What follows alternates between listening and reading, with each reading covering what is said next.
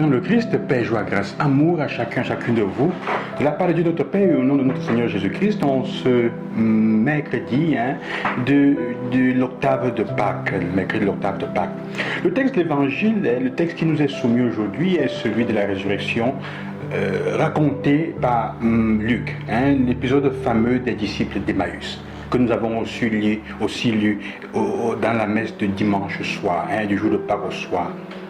Et aujourd'hui, c'est un texte fameux que nous connaissons bien, parce que quelque part, chacun et chacune de nous est capable de s'identifier avec un des deux ou avec quelqu'un des deux personnages. Deux disciples partaient de Jérusalem à Emmaüs. Et c'était deux disciples qui étaient, on peut dire d'une certaine façon, déçus, dans la tristesse, dans la douleur. Jésus s'approche d'eux et ils ne se rendent même pas compte que Jésus est en train de marcher avec eux. Le texte nous dit en effet que ils étaient en train de partir, que le texte nous dit qu'ils faisaient route ensemble et ils parlaient entre eux de tout ce qui s'était passé. Et tandis qu'ils s'interrogeaient, Jésus lui-même s'approcha. Il marchait avec eux. Mais leurs yeux étaient empêchés de le reconnaître. Nous nous retrouvons souvent dans cette situation, sœurs et frères, que nous n'arrivons pas à reconnaître Dieu qui passe dans notre vie. Nous n'arrivons pas à reconnaître Dieu qui marche avec nous. Il s'approche de différentes manières. Il marche avec nous, mais nous n'arrivons pas à le reconnaître. Ce n'est pas évident, ce n'est pas facile. Parfois, je reçois des demandes des personnes qui me disent en effet, comment reconnaître Dieu dans ma vie? Comment savoir que le Seigneur est avec moi? Comment savoir qu'il passe dans ma vie? Ce n'est pas une question intellectuelle. Le texte nous fait comprendre que c'est une question d'expérience. D'être capable de le reconnaître à travers la joie, la tranquillité qu'il laisse en nous. Nos cœurs n'étaient-ils pas joyeux, comme dit le texte? Nos cœurs n'étaient-ils pas brûlants en nous, tandis qu'il nous parlait sur la route et nous ouvrait les Écritures? La présence de Dieu dans notre vie meut notre cœur. Ça fait mouvoir, ça met en mouvement notre cœur. La passion dans le cœur. Il n'y a pas d'autre moyen. Leurs yeux étaient incapables de le reconnaître. Quelles sont les raisons qui nous empêchent souvent de reconnaître Dieu qui passe dans notre vie? Une des raisons qui est citée dans l'Évangile, c'est le fait que dans leur récit, on écoute ce à quoi ils s'attendaient. Les attentes qu'ils avaient envers Jésus. Nous attendions effectivement à une chose qui n'est pas arrivée. La raison pour laquelle nous ne rencontrons pas souvent Dieu et nous n'arrivons pas à le reconnaître, nos yeux sont fermés, c'est parce que nous sommes figés sur certaines attentes que nous avons envers Dieu. Nous attendons de le reconnaître dans notre vie d'une certaine manière. Nous attendons de lui certaines choses, nous voulons le voir d'une certaine manière.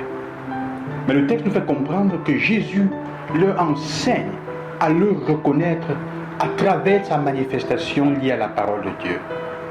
Le vrai problème, c'est la question de la croix.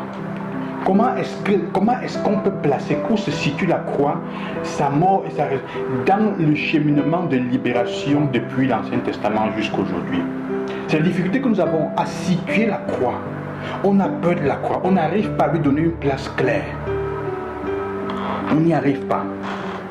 Or Jésus dit, le texte nous dit, Jésus leur expliqua tout ce qu'il regardait dans la parole, depuis le début, depuis Moïse jusqu'au moment où il se trouvait, pour qu'il puisse comprendre que la croix est l'apogée, est le point d'arrivée, le point d'expression fondamental de l'amour. De tout ce qui est raconté, tout ce qu'il y a dans la parole, annonçait cela. Pour reconnaître Dieu dans notre vie, il faut d'abord apprendre à le reconnaître, comment il se manifeste et comment la parole de Dieu parle et raconte de lui. Donc vous ne pouvez pas connaître Jésus ressuscité, vous ne pouvez pas rencontrer Dieu dans le contexte quotidien si vous n'avez pas le temps pour prier la parole dans la parole, pour le prier dans la parole, pour le reconnaître dans la parole, pour écouter la parole, pour vous asseoir et méditer cette parole en silence personnellement ou surtout ensemble en commun. Parce que le texte nous fait comprendre une chose importante. Ils reconnaissent Jésus après qu'ils aient rompu le pain avec eux. Et nos cœurs étaient brûlants pendant qu'il nous parlait en chemin et nous le reconnaissons. Donc la fraction du pain est ce qui est l'étincelle qui met le feu aux poudres. C'est ce qui donne l'explication à tout. Et ce qui va nous comprendre, chers et frères, c'est que quoi? Vous avez fait chacune de vous tous l'expérience de comment on se sent bien, de comment on se sent épanoui quand on est avec certaines personnes, quand on est en certaines compagnies. Alors là, on fait l'expérience du ressuscité. Les personnes qui cherchent Dieu et qui le cherchent dans la parole de Dieu vont créer autour d'elles, vont créer avec les autres une atmosphère qui permet qu'on ressente le cœur qui se chauffe, le cœur qui est en joie. Là où ton cœur est en joie, là Jésus ressuscité est en train de te parler.